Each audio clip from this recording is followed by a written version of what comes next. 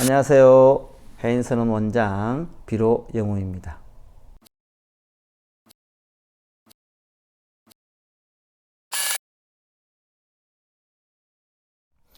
이어서 하겠습니다. 제 14번째 장, 착한 것과 큰 것. 사문이 부처님께 물었다. 어떤 것이 착한 것이며 어떤 것이 가장 큰 것입니까? 부처님은 말씀하셨다. 도를 행해서 참을 지키는 것이 착한 것이요, 뜻이 도와 합하는 것이 큰 것이다. 자, 이 말이 뭐냐? 우리가 10가지 계율을 지키면 10선업을 이루는 거예요. 그 자체가 크게 착한 일을 하는 거죠. 그래서 어떻게 돼요? 천상에 태어날 수 있는 기회를 얻습니다. 반대로 10가지 계율을 수시로 어기고 내 마음대로 즐겁게 재밌게 산다고 생각하고 행복하게 산다고 생각하는 생각에 빠져서 쭉 살면 사막도에 빠집니다. 네, 보장할게요. 네, 보정수표 써드릴게요. 확실합니다, 이거는. 네, 그 말씀이죠. 도를 행해서 참을 지키는 것이 착한 것이다. 도를 행한다는 것은 부처님의 법을 잘 순서대로 이끌어 나간다는 거죠. 뜻이 뜻이 도합하는 것은 내 생각이 쭉 따라가서 시계 인진선 해방 원력지 10바라미를 받들고 그대로 실천하는 것이라 생각하시면 됩니다. 제 15번째, 힘센 것과 밝은 것. 사문이 부처님께 물었다. 어떤 것이 가장 힘센 것이며 어떤 것이 가장 밝은 것입니까? 부처님께서 말씀하셨다.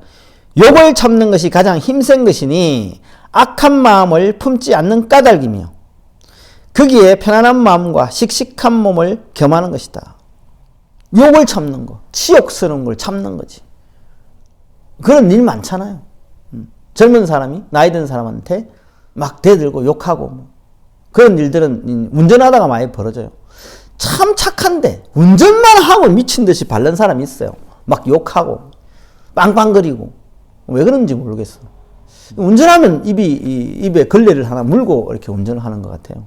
괜히 화 안 내도 될 걸 화내고 한 1초, 2초, 한 3초만 기다리면 그럴 일이 없는데 그걸 못 기다려서 막 욕하고 빵빵거리고 막 참 우리 민족성이 조금 급해서 그런 건지 그러다 보면 젊은 사람이 막 욕을 하고 이러면 참아야 되는데 못 참으면 싸움이 되죠. 참는 게 힘이 센 거라는 거죠. 이게 힘이 있는 거예요. 못 참고 싸움하고 분쟁을 일으키는 것이 힘이 센 게 아니에요. 진정한 힘은 잘 참는 거겠죠. 거기에 편안한 마음과 씩씩한 몸을 겸하는 것이다. 또 참는 사람은 악한 마음이 없어서 반드시 사람의 존경을 받는다. 그리고 마음의 때가 다 멸하여 깨끗해 더러움이 없는 것이 가장 밝은 것이니 천지가 있기 때문에 오늘에 이르기까지 시방에 있는 것을 보지 않는 것이 없고 알지 못하는 것이 없으며 듣지 않는 것이 없어 일체지를 얻는 것이니 이것이 밝음이니라. 일체지는 부처님의 지혜를 뜻해요. 해일체 지지자라 그래요. 시방 세계에 있는 모든 중생들 생각을 다 알아요. 그리고 일어나는 모든 일을 다 아시는 거죠. 그게 일체지입니다. 제 16번째, 애욕을 버리고 참된 도를 보라. 사람이 애욕을 품어 도를 보지 못하는 것은 마치 맑고 고요한 물을 손으로 휘저어서 여러 사람이 다가와도 그 그림자를 보지 못하는 것과 같다. 물에 비친 그림자를 이야기하죠. 사람이 애욕으로서 뒤섞이면 그 마음은 흐리고 어지러워지니 그러므로 도를 보지 못한다. 너희 사문은 마땅히 애욕을 버려라. 애욕의 때가 없어지면 도를 볼 수 있다. 부처님 제자 중에 한 스님이 공부를 안 하고 수행을 안 하고 맨날 이래 있는 거야.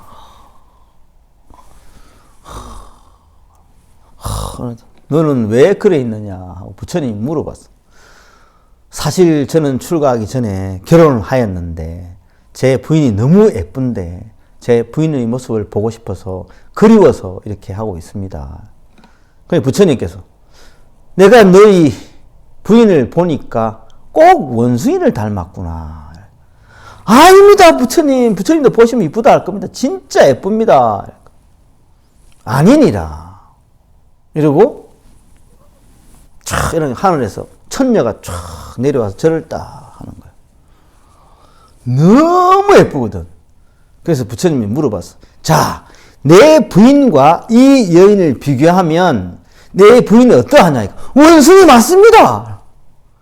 맞지? 예. 이 여자 누굽니까? 그러니까 서방님, 저는 당신을 도리천에서 기다리고 있는 부인입니다. 뭐 이렇게 이야기한 거예요. 그러니까 내 부인이라고? 와, 대박인데? 왜 저리 예쁘지? 네가 열심히 수행해서 번뇌를 벗어버리고 계율을 잘 지키면 다음 생에 저기에 태어날 거다. 그리고 저 부인이 네 부인이 될 거다.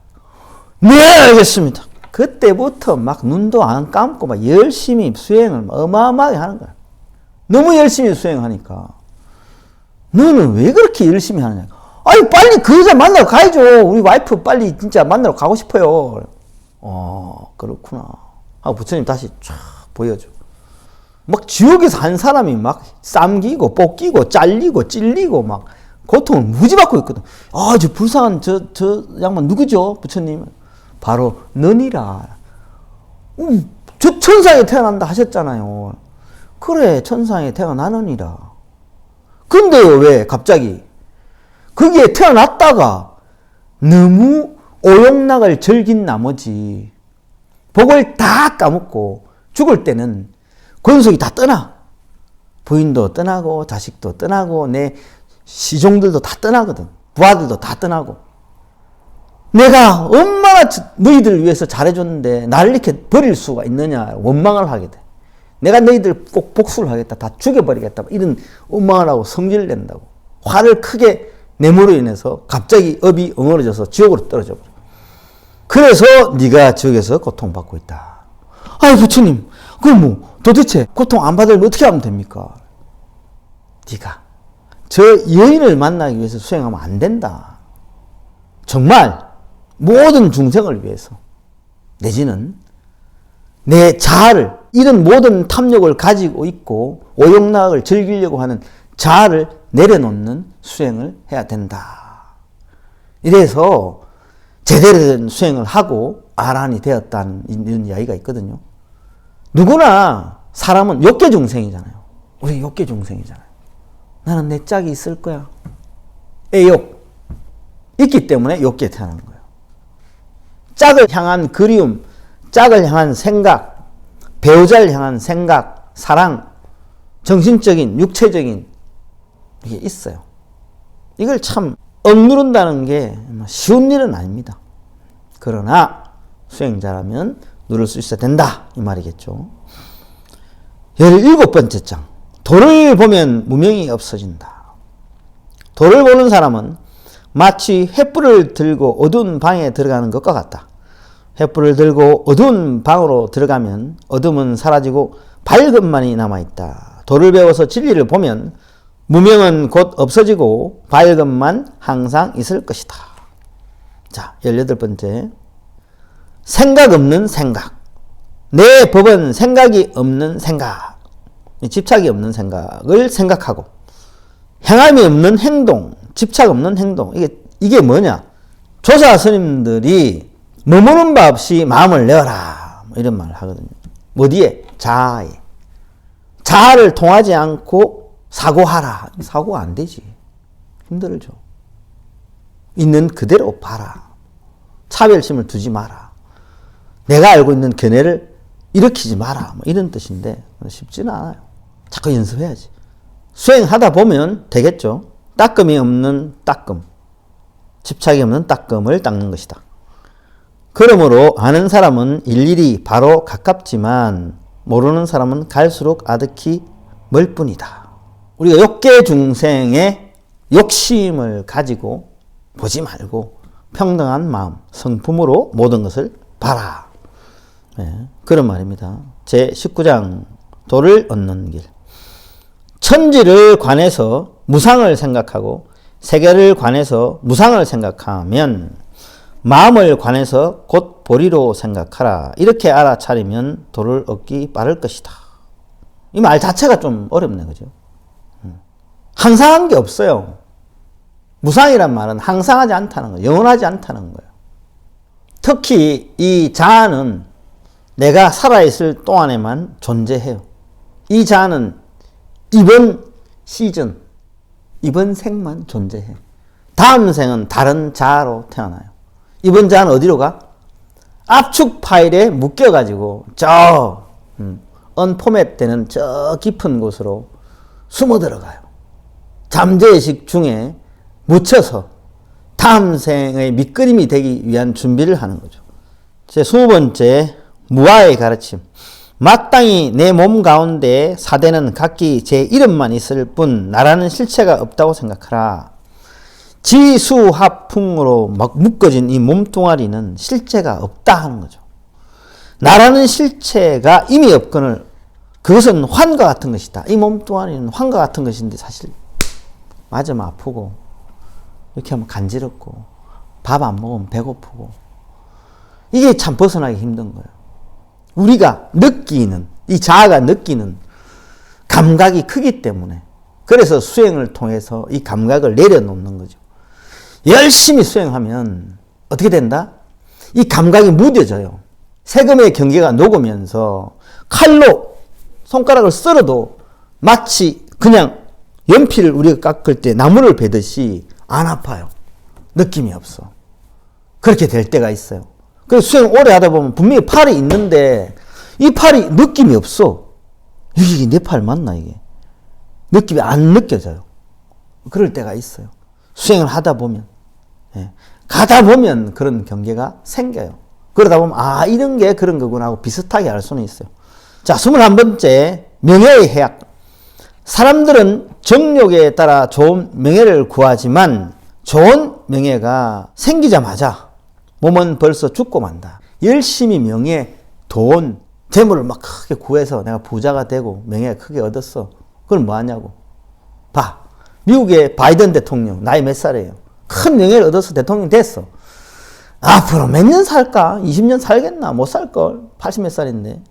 이 말씀이죠. 쓸데없는데 정열을 쏟지 말라는 거예요. 내 인생을 허비하지 마라 하는 거죠. 어차피 죽으면 썩어진 몸뚱이고 죽음으로 치닫는 몸뚱이니까 고통만 더해질 뿐이고 다음 생이 더 초라해진다. 세상의 뜨뜻한 이름을 탐해서 도를 배우지 않고 몸을 굽혀 몸을 괴롭히는 것은 마치 향을 피우면 그 향냄새를 맡을 수 있지만 향은 벌써 재가 되는 것과 같아. 몸을 위태롭게 하는 불은 그 이름 뒤에 있다. 이 몸뚱아리 사실 뭐 길게 가봐야 100년인데 한번 열심히 불살라서 수행에 전념해보는 것도 괜찮아요. 근데 뭐 우리가 오용락을 항상 생각하다 보니까 욕계 중생들이 생각하는 게 그거잖아. 행복, 내 행복은 뭐냐? 인생의 목표가 뭐냐? 행복 추구, 행복이 뭔데? 그러다 보면 좀 이건 아닌데라는 생각도 가질 수 있어요. 그게 뭐냐? 중생이 부처님과 인연이 시작될 때예요. 부처님과 보살님들은 인연 없는 중생 구제하지 않습니다. 구제 못해요, 한마디로. 댓글에 이렇게 말씀하신 분이 있더라고. 이 불보살님들이 이렇게 많은데, 부처님과 보살님들이 이렇게 많은데, 중생은 왜 이렇게 살고 있냐. 그분들이 다 구제해주면 되지. 다 구제해주면 되지. 부처님께서 하신 말씀이 있어요. 물을 먹이려고 냇가에 데려갈 수 있지만 물 먹는 거는 말의 선택이라는 거. 부처님께서 우리를 이끌어 줄 수는 있지만 수행하고 안 하고는 우리의 선택이에요. 기회는 많아요. 여러분들 많이 있어요. 선택을 안 하는 거예요. 외도도 마찬가지예요. 불교라는 게 뻔히 있고 절이 있고 있잖아요. 근데 기독교에 있고 다른 종교에 속해 있으면서 불교를 욕한단 말이에요. 자기가 등지는 거예요. 자기 스스로 등지는 자를 쫓아가서 부처님께 끄잡아갖고 야 해라 이렇게 안 하신다고. 그래서 인연 없는 중생 구제하기 힘들다. 그래서 부처가 되는 것도 마찬가지예요. 모든 인연중생이라 했어요. 모든 인연중생을 다 구제하고 구제했다는 생각이 남아있지 않았을 때 이미 부처를 이룬다 했는데, 그 말은 인연 없는 중생이야. 우리가 인연은 부처님과 인연 없는 중생이었다고 보시면 돼요. 지금 남아있는 중생들이 다 단 지금 불도를 수행하는 자들은 인연을 짓고 있는 거죠. 다음 생은 부처가 될 수도 있어요. 부처님 품속에 들어갈 수도 있고. 여러분이 어떻게 하냐에 따라서 다음 생이 결정되고 부처님 품으로 들어갈지 아니면 저 변방 지옥하기 축생으로 끌려갈지, 그거는 뭐 여러분 선택입니다. 오늘 여기까지 하겠습니다.